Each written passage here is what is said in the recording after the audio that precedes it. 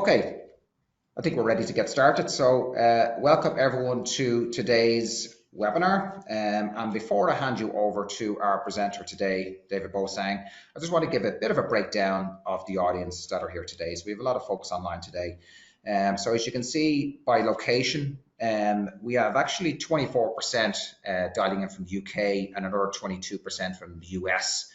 And then quite a lot of folks in from South Africa too, which is makes up about 14% of the overall audience. And then to see it by industry, no surprises that we have a lot of folks in from the financial services industry, which make up 19%, with actually 24% coming from technology. So a nice breakdown there. So yeah, hopefully that was helpful. So I'll leave it over now to the panel discussion. So over to you now, David Beausang, and enjoy the discussion. Thanks very much, David, and hello everybody. You're all very welcome to the regulation webinar. A nice way to start off 2024 talking about compliance. So first of all, I'd like to welcome our guests that we're very pleased to be introducing to you all this afternoon. I'm just going to ask them to introduce themselves. So first up, Mary, would you like to introduce yourself to the audience? Thanks, David. My name is Mary May. I'm the Group Director of Quality Assurance with Relate Care. We specialise in consultancy and outsourcing. Many thanks. Great stuff, Mary. And then Steve, how are you? And would like to introduce yourself to the audience. I will, David. Yeah, I'm very well. Yeah, Steve Sullivan. So I run Channel Doctors. Channel Doctors is a customer engagement consultancy, and mainly through my work with the Data and Marketing Association in the UK, I've developed a sideline interest in compliance. I'm at the stage in life where men of my age adopt some peculiar hobbies, and compliance in the customer world is mine. Hi. Well said, and it's a good hobby to have. And you're very welcome, both Mary and Steve. And then I'm also joined by a colleague, Aaron, who's well known to those of you who know the world of ScoreBuddy. Aaron, would you like to introduce yourself? Of course, yeah, thanks, David. So my name is Aaron. I am the account management team lead here at ScoreBuddy. I've been with the company now for 6 years, and I have quite a bit of knowledge of how our customers are utilizing the platform to track their compliance performance. So looking forward to today's webinar. Fantastic. Well, look, just to give the audience a bit of an indication of what we'll be talking about over the next short while, we're going to cover compliance from a number of angles across customer rights, brand values. We have a mandatory topic, which is the role of AI. We can't talk about anything without AI being involved. Then introducing compliance into training and coaching cadence, the tricky matter of handling complaints and whether or not fines are effective, the importance of language, because compliance is very much about clarity and communication, as well as obviously conforming with the regulations that are in place. And then we'll have a look at some of the compliance features in action across ScoreBuddy. So that's what we'll be covering over the next short period of while. It's great to have the attendees join us from all over the world, from all of the key industries that are impacted by regulations and compliance. So we're going to kick off with topic 1, which is the role of customer rights within compliance. So customer rights is a key placeholder for compliance, but it does tend to vary industry by industry, and it can sometimes be incredibly vague as to whether or not a customer right has been breached or not. So Mary, you approach it from a slightly different angle because you offer an outsourcing service to your end customers. How then are you able to approach compliance with customer rights? Thanks, David. So as you say, we are outsourcing. So our direction is primarily taken, it's twofold. First of all, it's taken primarily from the certification that we have, whether we have locations in both the US and in Ireland. So we are certified, ISO certified. We have a number of certifications, and those are audited annually to make sure that we are being compliant, because we're dealing with PHI, which is patient health information. So it's extremely crucial that we are in alignment with what the standards are. The second approach to it would be along for our clients, the clients who are hospital systems, who are outsourcing to us. We would actually, as part of our discovery, take on board what their internal compliance and policies and procedures are. That would then be reflected in a day-to-day basis as to how we proceed when we're handling calls for them, making sure that we are compliant with it, but also giving them the reassurance that because we are ISO certified, they have that knowledge that their data and their patient data is secure. Well, yeah, Just sorry, keep going. one other thing. Obviously, if there is a customer complaint or customer rights are potentially infringed, then most of these hospital systems would have their own ombudsman. We would escalate to the client and provide them with all the information that they need, and they would then direct it to their ombudsman. Yeah, that's very clear. And that you offer a baseline, I suppose, certifications in relation to how you perform your business. And then it's not a customization, you're then tailoring those through the discovery to what the customer wants you to do in relation to how they want you to engage with the end agent. So you have to take a twin approach, which I think is very important to remember in terms of ensuring for many of the colleagues watching this, they will be using a hybrid model of internal customer service teams and also outsourced agents, and they need to know about the maintaining of that twin approach. Steve, it's 2024 and customer rights and privacy concerns continue to grow globally and across most industries. So how can we ensure clarity about compliance to gain and maintain customer trust? What's your viewpoint? I think it's a glib comment, but I suppose to gain clarity in terms of how you engage with your customers, you need clarity internally, and that's often far easier, talked about than achieved, because it's all about, I suppose, at its best, and we've got obviously quite a lot of people from regulated industry, and Mary's reflecting that as well. The regulators are trying to make organisations behave in a responsible way. So you've got consumer rights, and sometimes consumers are absolutely adamant they've got rights that don't exist. But it's the best of regulation is trying to get people to live up to their responsibilities. But I think that's easier said than done. I mean, it must be 15 years ago when in the UK, the predecessor of the FCA, announced treating customers fairly. And I remember saying, well, I never remember being told we had to treat customers fairly. And now there's a whole business sector having to treat customers fairly, and the financial services is still struggling with that. And I think that's probably the challenge, is that we are very conscious of the frontline world where we talk one-to-one with customers, and sometimes the organisation hasn't quite caught up with the realities of being at the front line.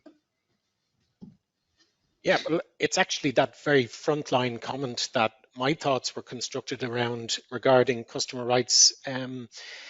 Because first of all, when an agent is going through an interaction, sometimes how can you be sure that the agent knows that you are now in customer rights territory? To what detail is the agent aware, but also who is monitoring the interaction, and to what detail are they aware? Because I'm aware from talking to some of our customers, regulations are changing so quickly that they don't sometimes mention the regulation in the scorecard. It's just, has this interaction complied with the obligations of the regulation? Which had my eyes popping, because I, struggled to track one regulation change to another. So I do think that compliance with customer rights is such an important area, and it does identify an area where the agent and the manager and the QA team can be flooded with information, but not flooded with actions to subsequently take. So I suppose in terms of a takeaway for the audience watching this, it's a case of naturally you would have a customer rights section in your QA framework, but who is monitoring how up to date that section is? And who is monitoring to what detail those scorecards are looking to capture information? Because customer rights can very quickly trickle into brand image implications. That if a customer is feeling that they are not being treated in the correct way, well, that will impact on, which is the next topic, brand image. Just before, so I think, Mary May, would you reckon that customer rights are a must-have component of a QA framework? Oh, absolutely. It has to be factored in. You know, the QA scorecard that's designed will capture compliance policy and procedures, level of engagement by the agent, but the driver has to be the customer rights. And that's not just in terms of what their actual rights are, but it's also, you know, in how they were treated, how they are interacted with, how they're engaged with. That's crucial for driving any business. Compliance is crucial, obviously, but it has to form part of the overall package. Yeah, absolutely. I think that the energy and the passion with which you answer that question really does highlight the imperative role of customer rights. I've just shared a brief article with the link at the top, and we'll share this as part of the webinar communications, that there are a lot of current competition for the top priorities in compliance across customer service in 2024. So this is a good article to review and consider as you look at how you are evolving your QA framework. Okay, we started to move off customer rights to talk about the implication on the brand, and that's what we will do moving into topic 2. So in terms of brand values and identity and how these relate to compliance, what I want to do, Steve, is bring you in first. Can you think of any examples or situations where brand values and compliance may conflict? And if so, how do you recommend resolving them? Yeah, I think they may well conflict. And I'll say I was reading just literally just this morning about Amazon's been fined 32 million euros for its excessive monitoring of warehouse staff. And of course, Amazon has incredibly high trust from an awful lot of people, not universal, but millions of people massively trust Amazon. But if the perception grows that they don't look after their key stakeholders, which are the people who work there, then that leads on to brand damage. And I think with all these compliance questions, I kind of think of it as a kind of triangle that you need to do your risk analysis. And we do risk analyses, whether we call it that or not. And the triangle at the top, and this is very important if you're in a regulated industry, is the regulator. But then at the other bases, you've got your customers and you've got your other stakeholders, which might be your investors or your suppliers or people you provide services to.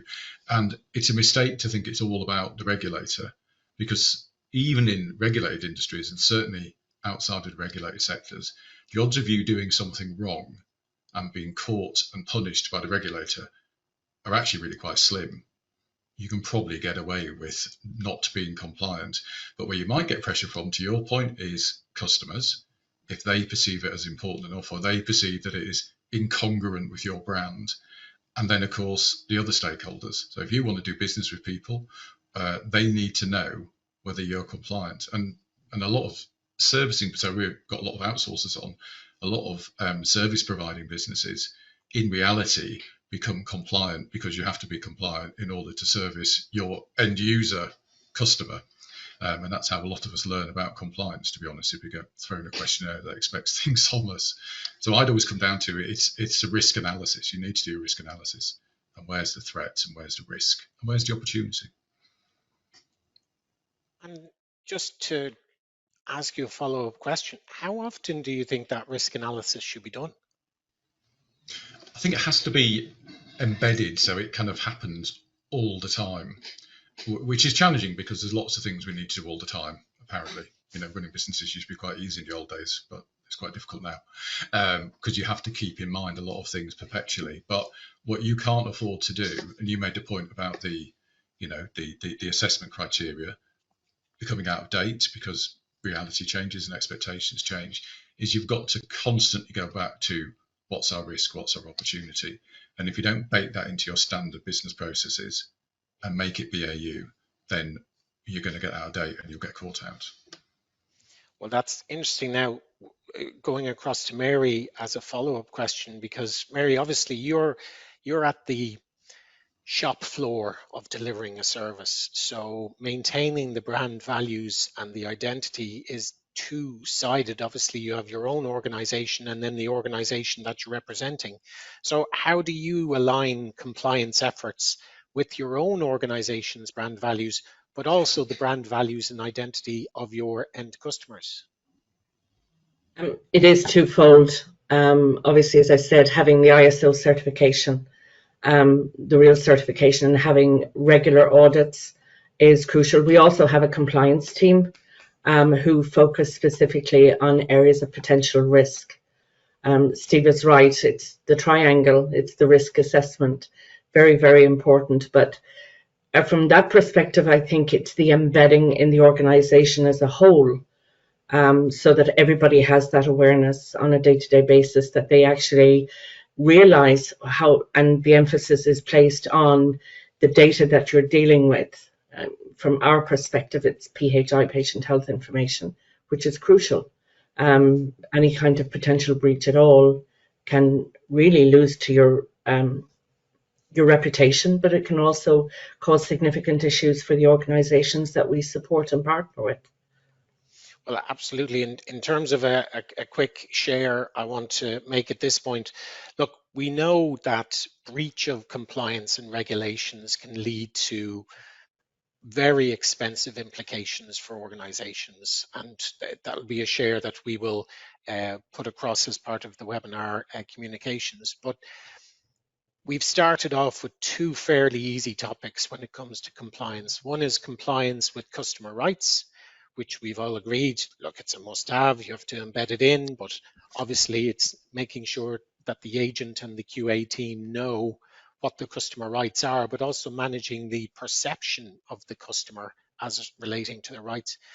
But brand values and identity are really interesting. And when we speak to our customers about it, we find two main themes that come up. And Mary May, I always think of your organization when I go to I'll bring it to the first one, because aligning to brand values and identity can be such a positive source of connection between the agent and the patient or the customer, and that we are truly here to help you.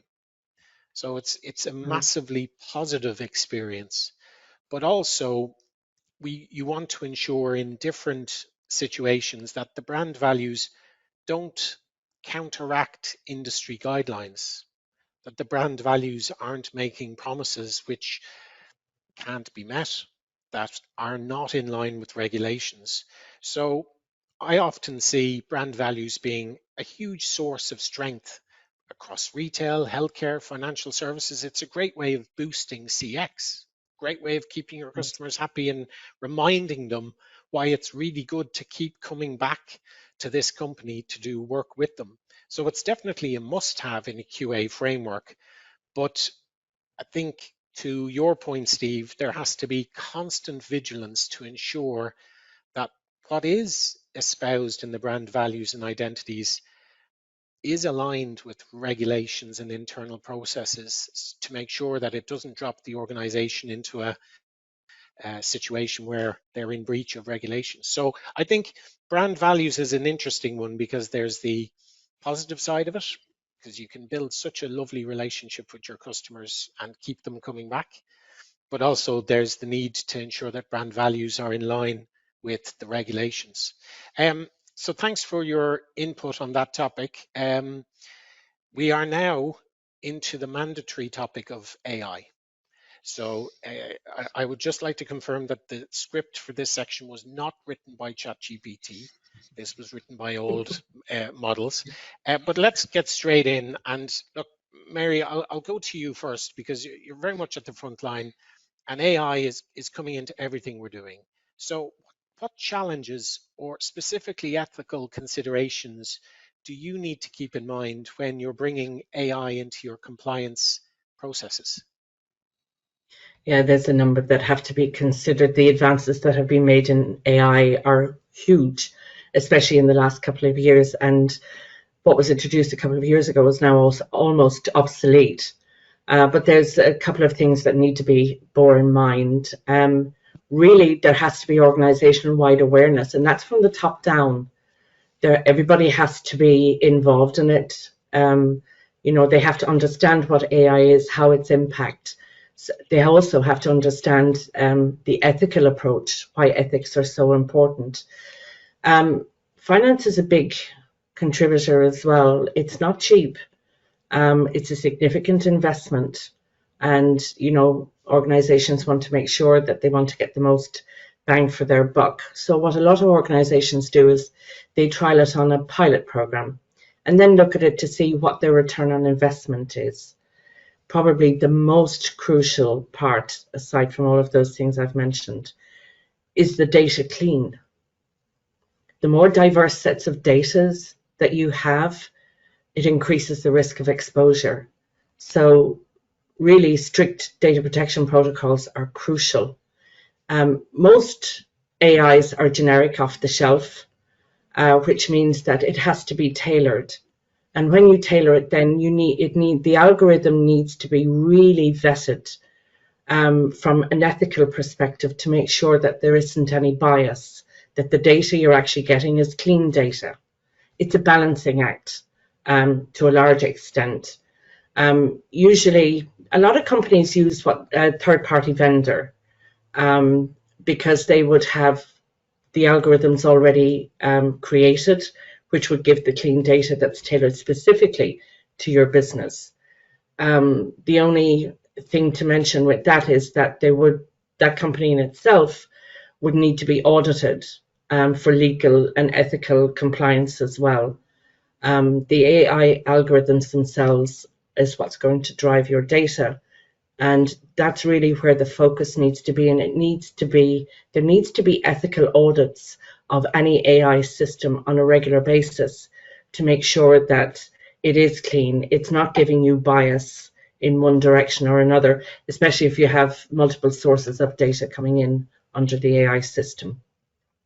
I really like how you've built two really clear pillars there, Mary. You've spoken about data and then the algorithm. So I think that's great advice to give any organization who's watching this webinar in terms of what your starting points are, in terms of have we monitored that the data is clean, and that also have we audited the algorithm and the results of the algorithm. Right. Steve, just before I bring you in, like the story I always go back to in relation to AI was the answer that the CEO of Airbnb gave when he was asked, how come you guys didn't do an AI pilot at the same time as everybody else? You were waiting. And his answer was very interesting. He said, look, we needed to clean up our customer journey first, because we had so many points of failure or points of dissatisfaction around our own customer journey that putting AI on top of that would just have exacerbated the frustration. We wanted to fix our processes, fix our flows, and then put AI on top of it. And I thought that was a very astute way of following things, because to your point, Mary, the data just wouldn't be clean. The data would be flooded by all of the problem points. And we know that AI and the algorithms. Yeah, that actually comes in with the additional legislation that's coming into play. The most recent one last year was what they call SOGI, which is the sexual orientation and gender identity. That has actually become a huge part of when you're registering a patient for the first time to capture that data. So if your algorithm is incorrect, it could potentially be biased in the wrong direction. Yeah, and then that's just going to get away from the entire point of AI, which is to help us, to speed things up, Right. to give us insights that we hadn't perceived, and to deliver a better service for a better outcome. So very, very interesting combining that. Here, Steve, I suppose you have an interesting helicopter view on the business of AI. In your opinion, how has it evolved in helping organizations to maintain compliance standards? So I think Mary's covered some really crucial things, and I'll just echo everything she says, whilst acknowledging that it's really difficult. And I mean, I know there's been instances in US healthcare, which in terms of data must be one of the greatest sources of rich data, that has still produced, as we know, very biased outcomes based on prior experience and what's happened hitherto. But in a much more micro level, I guess where AI can really help is from the QA perspective, is moving QA from being a sample-based, and a 1%, 2% sample to a universal sample, which is massively impactful and really useful in giving a true picture. But I guess that's a great advantage. But of course, as you've said before, David, the world keeps shifting. And now our clients and our customers expect us, and our regulators are moving from a kind of what was said compliant. Did you say that? Did you not say that? To what was understood. So in the UK, the FCA's consumer duty regulation is much more about appropriate, meaningful conversations about comprehension and understanding. Now, AI should be able to help with that, but we're right back to Mary's point that we need to be really careful about our data sources. And, if we look at the thousands of interactions that most organizations have through the front line with customers, they're not all going to be great. That is not going to be a great LLM model on which to base this, ideal future answers. So it's probably arriving just at the right time, but whether it will give us all the answers we need, I'm not quite sure. The jury's still out on that one. It's funny when I'll quickly share the anchoring article in relation to this topic. Look, AI is almost there to deal with the tasks that we have found to be mundane, or to provide insights from data that we haven't the ability to analyze or parse. And there's certainly a lot of compliance fatigue out there. And I'd have a lot of empathy for the compliance teams who are struggling to keep up with number one, applying things, but also keeping up to date with what those regulations are. So I suppose from the perspective of ScoreBuddy and the topic of AI, I'm sure an awful lot of the audience watching this right now are already embedding AI into what they are doing on a day-to-day basis. What we're seeing across our customer base is that QA is not just being pointed at human agents, but QA is increasingly being pointed at monitoring the compliance of virtual agents. So AI agents have come into the customer service world, and QA is pointing across human agents and virtual agents. So it's here right now. In terms then of what is happening at the next layer, there is the acknowledgement that a human step needs to be incorporated to monitor the outcome of the QA, not just on humans, but also virtual agents. So a second step, whether that second step can be evolved over time to have AI-driven QA, is something that we're investigating with a customer. But also, and Mary pointed to this in terms of the algorithms or the large language models, as a lot of this technology is off-the-shelf plugins, and they're not using industry-specific large language models. As a result, getting the data to train itself so that improved outcomes are identified the next time the AI runs over the data has not yet evolved, which is why the human steps are required. So I think we all acknowledge we're at the early part of this journey in relation to AI. It's very exciting. There's the great summarization capabilities. There's the great data insights that it can achieve, but the data does have to be clean. But also the next generation of the models whereby the learning can be coded by the end user is something that's going to be a very interesting step for us all to take. So we're all voting that AI is here and virtual agents are here, and QA has a part to play. So we look forward to that. Now, we're going to move off the topic of AI and more onto training and coaching in relation to compliance. So this is first of all, I'm going to introduce a blatant ad into the conversation. So Steve, I'm just going to share the articles that you post on LinkedIn, and I'd recommend for attendees to definitely follow Steve's channel, because in relation to compliance, there's a huge amount to track, and there's a huge amount to consider in relation to education, coaching, and training. So first of all, Steve, there's so much going on, not just in the front office with customer service agents, but also with back office staff, with marketing teams, with IT teams on Slack. How do you ensure that ongoing compliance training and coaching for remote or globally distributed teams, how do you ensure that it's effective? Yes, I mean, and this is a challenge that doesn't just apply to compliance. Obviously, it's a universal challenge, but I think the same principles do apply. So I think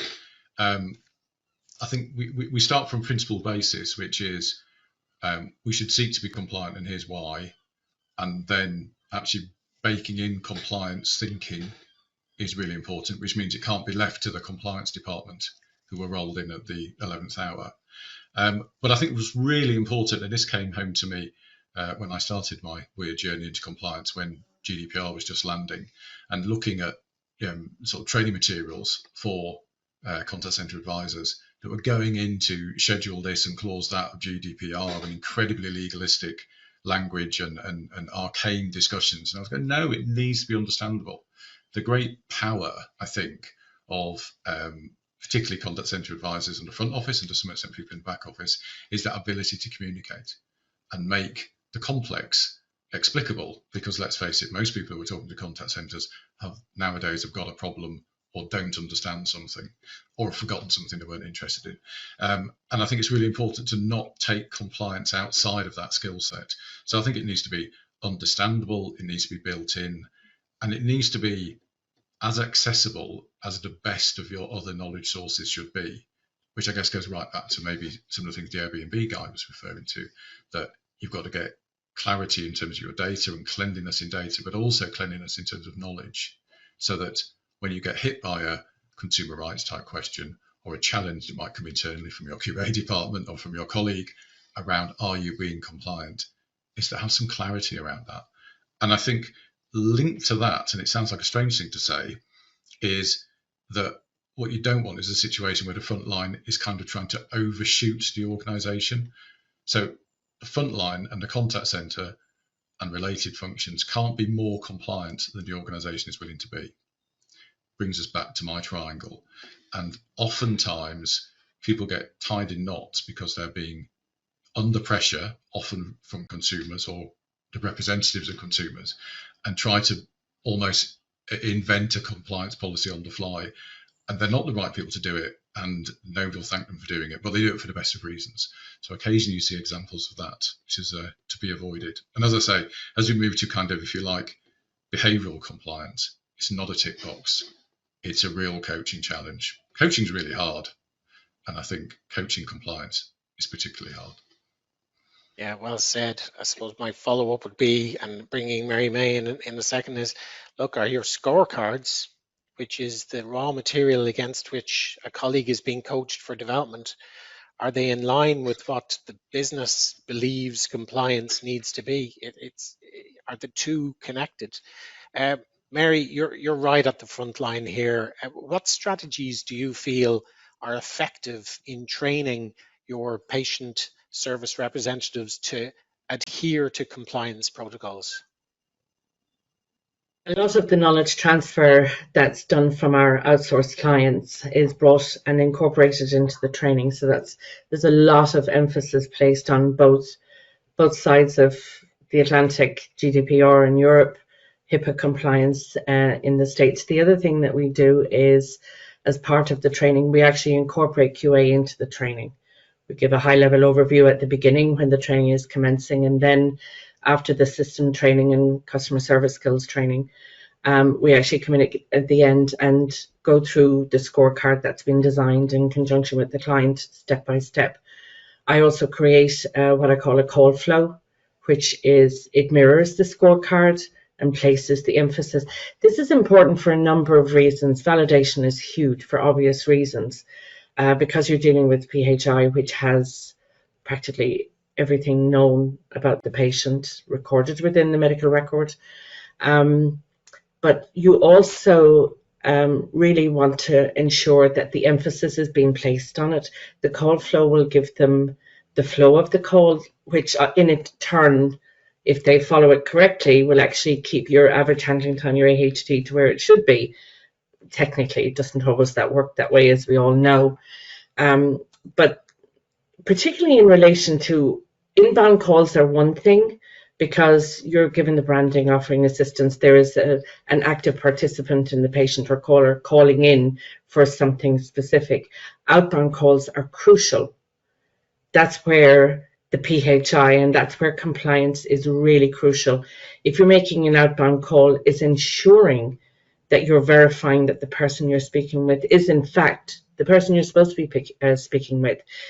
That opens up another can of worms. If you're leaving a voicemail, you really can't leave too much information without giving the game away, to be honest with you, because you could potentially have called the wrong number. Human error is what it is. All of those considerations have to come into play. The other thing is, as part of the QA process, obviously the QA team listen to and evaluate calls.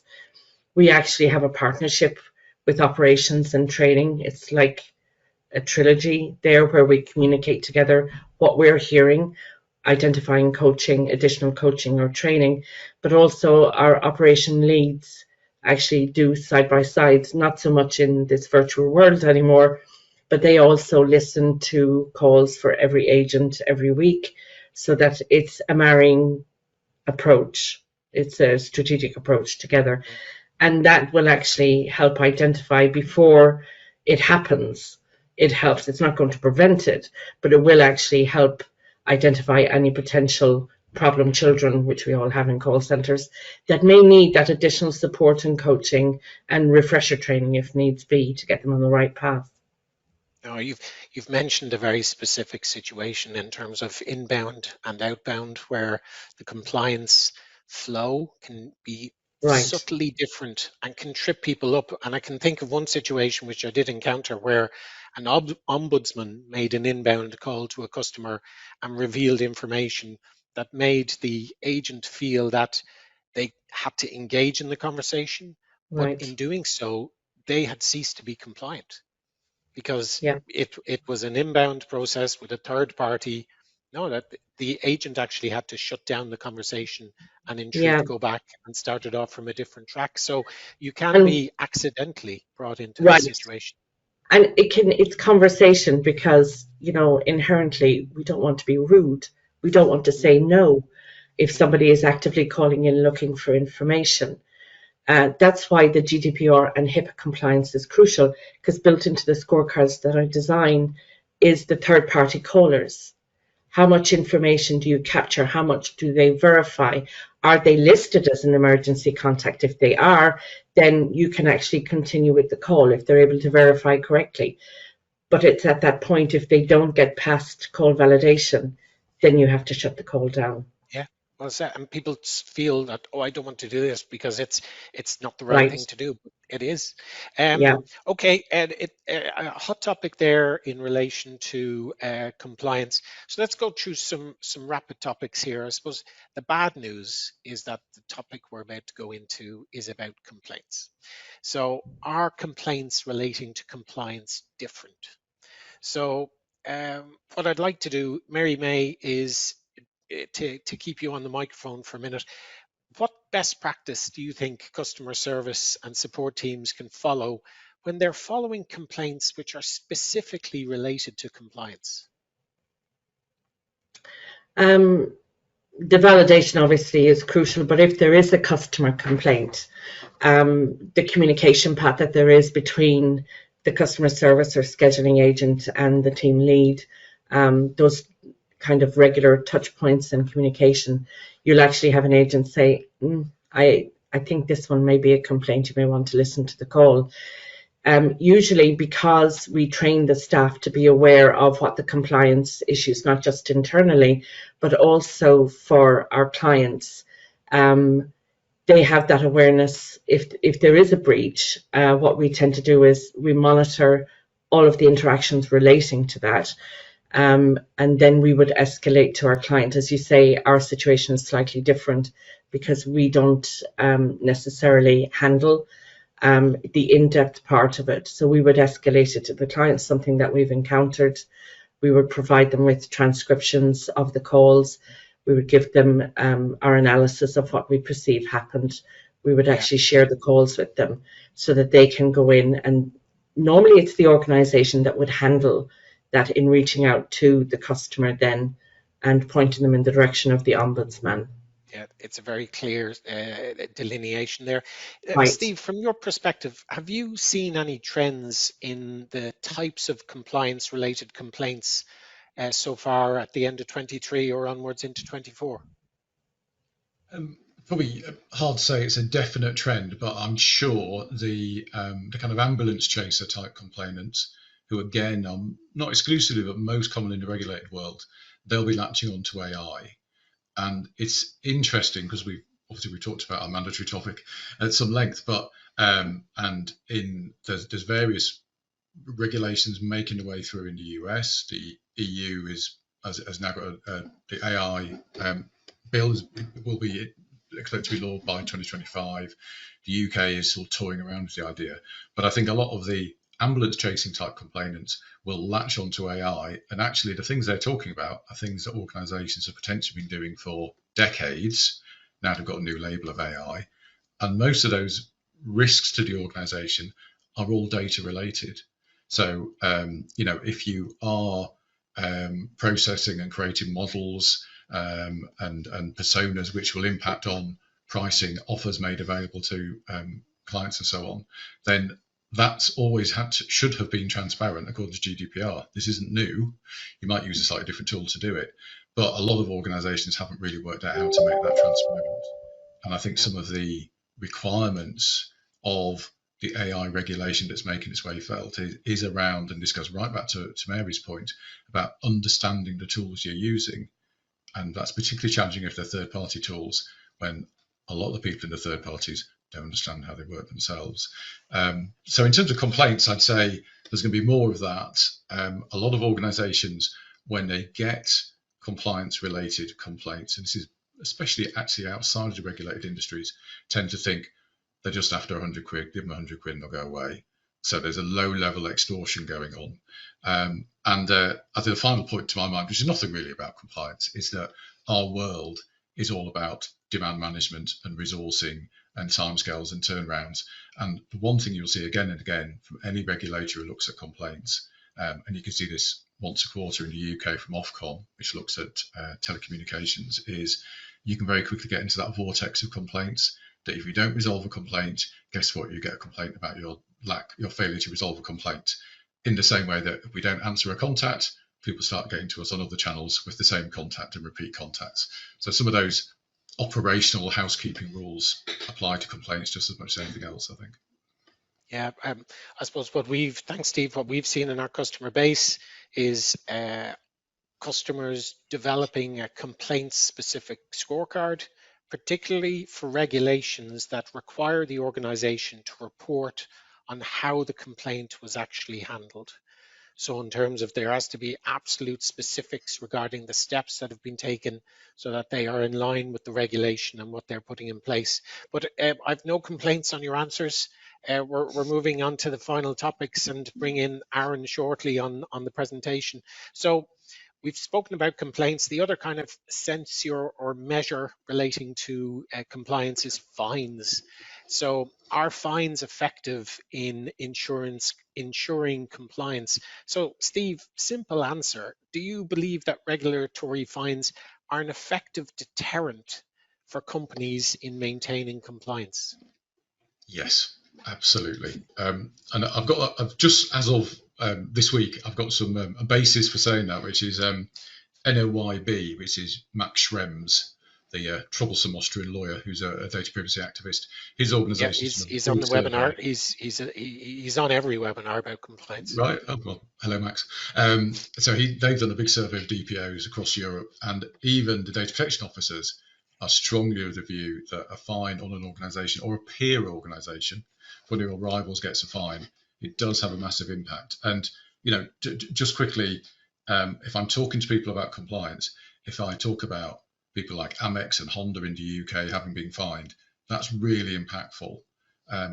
Or going to the US when the FTC fined Verizon $100 million for their classic contact center technique of making it very difficult to cancel, not manning the cancellation line, meaning you have to make a call to cancel when you could take up the product online, all these kind of tools and techniques which we're quite familiar with.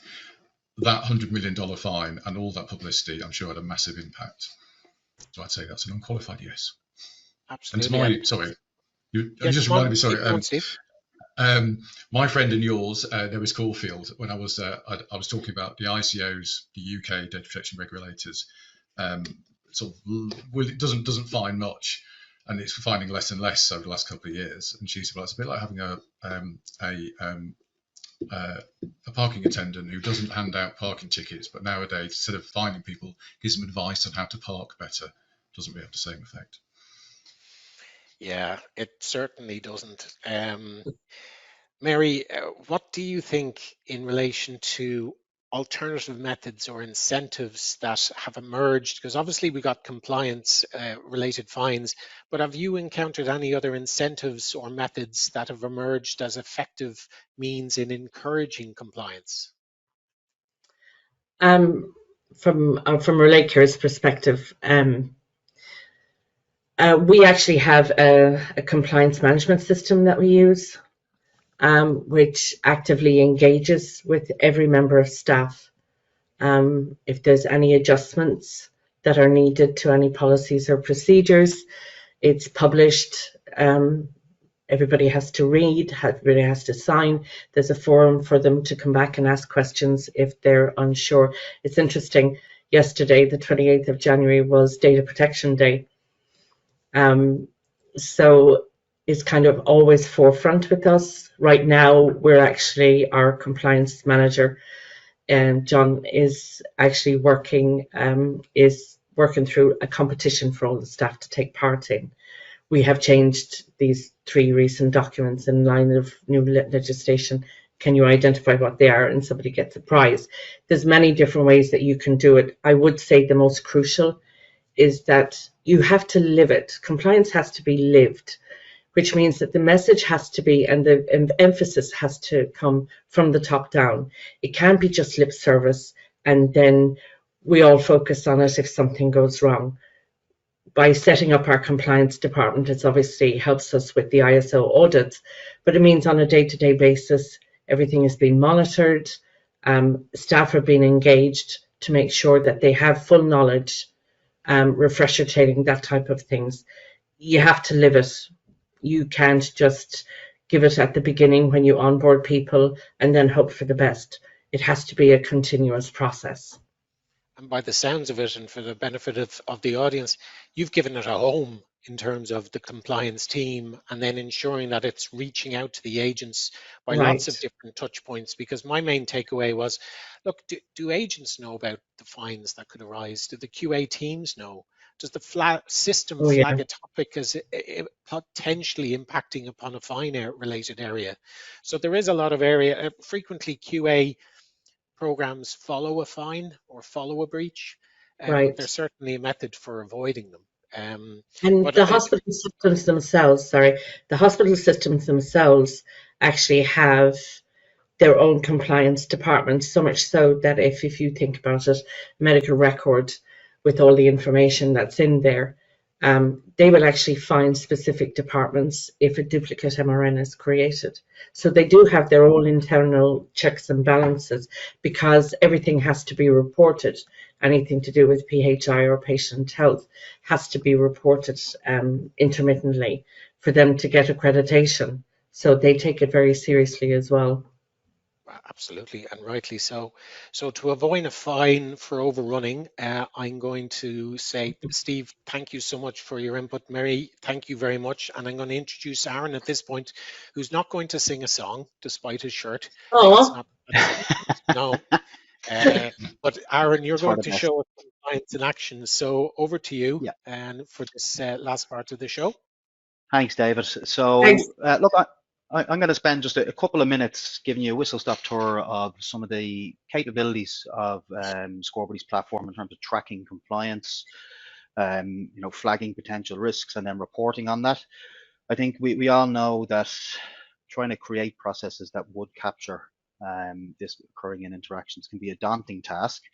So we try to make that as easy as possible with some of the features that we have in Scorebody. So I'm just going to share out my screen. So I wanted to start with CX moments. So this ties into a point that Steve had mentioned at the outset of the call. And I think the traditional approach to Evaluating interactions was just taking a small sample size and hoping that you are going to uncover something that was a potential breach or a risk, etc. With CX Moments, our conversational analytics functionality, you can connect this directly into your help desk and it will look at 100% of your interactions. And you can use it to build out bespoke topics, and they can be related to compliance or anything else that's important to you as a business. And bring back the interactions that are important to you, the ones that actually need to be looked at a bit further. So you can see, for example, I have a topic built out for ID and verification, and there's two occurrences of that, or a 6.9% figure in terms of all of the interactions. And I can then utilize that to build out rules to apply to certain segments of the scorecard and automate questions. And you can automate questions relating to compliance or anything else on your scorecard itself. So if I just navigate to Scorebuddy, I want to show you what that would actually look like. Okay, so this is the Scorebuddy platform, and as I've mentioned, you can utilize this to build out custom lists based on the topics and rules that we had created in the conversational analytics piece. So bringing in those interactions for further examination or further evaluation. So to show you a list I'd created previously, you can select the number of interactions that you want to be a part of this list. So if you wanted maybe one per every staff member, or just a random sample of 10 from the interactions that have been brought into the conversational analytics tool. Then secondly, you can get really minute in terms of who it is that you want to be part of this evaluation session, and apply further filters. So this is where the rules and the topics become important. So you're saying, I want to focus on ID and verification, where the answer outcome is pass, fail, or not applicable. For the purpose of today, I'm just going to stick with not applicable, and then set the date range that you want to focus on as well. Last option is actually assigning this list to be evaluated by a certain number of evaluators or the entire evaluation group. And just to show you the scoring process.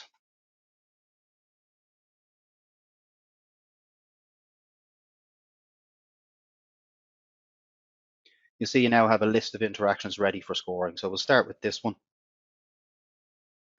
And we'll use my compliance and customer experience scorecard. So the great thing about the list creation is that you're now presented with a side-by-side screen. So on the left-hand side, you have that conversation, and already you can see it's flagging to me where it's recognizing there's been passes and fails based on the rules that I've created. And on the right-hand side, you have your Scorebuddy scorecard. So I can click the QA Assist button, and that automatically answers segments of the scorecard. So you can see question 1 has been answered using QA Assist. It's been marked as a pass for welcome greeting. But you'll notice as well that this is a dedicated compliance section, which is a functionality available in Scorebuddy, and it allows you to segment out what questions are compliance ones and what ones aren't, of course. But you can also have notifications in place to coincide with any potential failures on these questions as well. So we all know how important it is to flag an interaction where there's a compliance failure.